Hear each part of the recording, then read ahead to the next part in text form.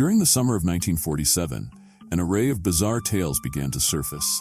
Accounts of unusual flying objects zipping through the skies at speeds of 1,200 miles per hour over the western United States. Just 3 days later, reports emerged of 8 flying saucers, described as resembling oversized washtubs, each approximately the size of a 5-bedroom home. Meanwhile, in New Mexico, a rancher named Mac Brazel, aged 48, stumbled upon something quite extraordinary. He discovered a substantial field of wreckage, which included materials such as rubber strips, metallic foil, resilient paper, and various sticks. Having heard the earlier accounts of flying objects, Mac speculated whether the debris he had found was connected to those reports.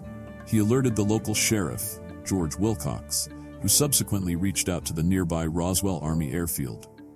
An intelligence officer named Jesse Marcel joined Brazel and Wilcox to investigate the crash site and collect additional material. The next day, the Roswell Army Airfield, referred to as the RAF, issued a striking announcement. The numerous rumors about flying discs turned into reality when the intelligence officer from the 509th Bomb Group of the 8th Air Force was fortunate enough to acquire a disc through the cooperation of a local rancher and the Chavez County Sheriff's Office. The following day, the Roswell Daily Record sensationalized the event with the headline, "RAF Captures Flying Saucer on Ranch in Roswell Region." While the term disc was already intriguing, flying saucer hinted at extraterrestrial visitors. Keep in mind, it was just 9 years prior when actor Orson Welles staged a radio drama about a fictional Martian invasion, creating quite the frenzy with the creatures in the rocket at Grover's Mill.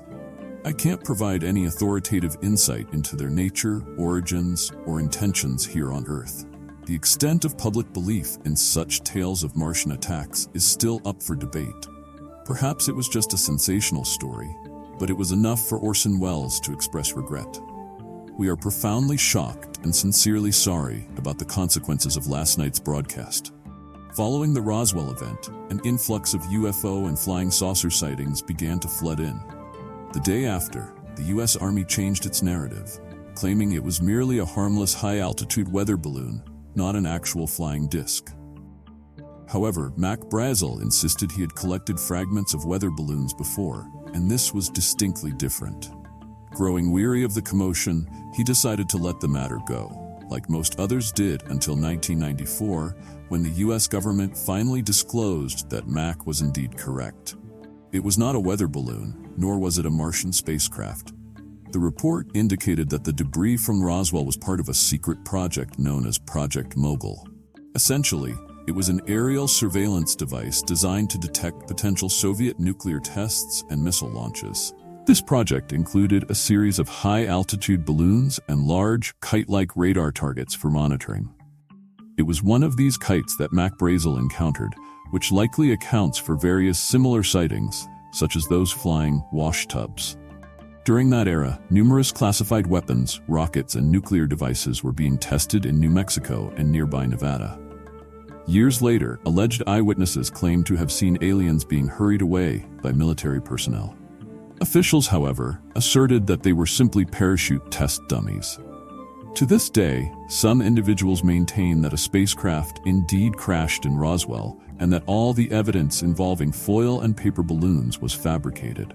But the real enigma may lie in why the Roswell Army Air Force initially ignited speculation regarding flying discs.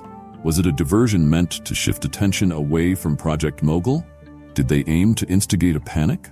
Was it a blunder, a failed joke? Or could it possibly have been the truth that was swiftly concealed?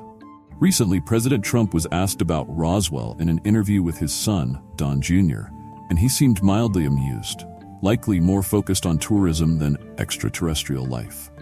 Would you ever consider revealing what's actually happening in Roswell?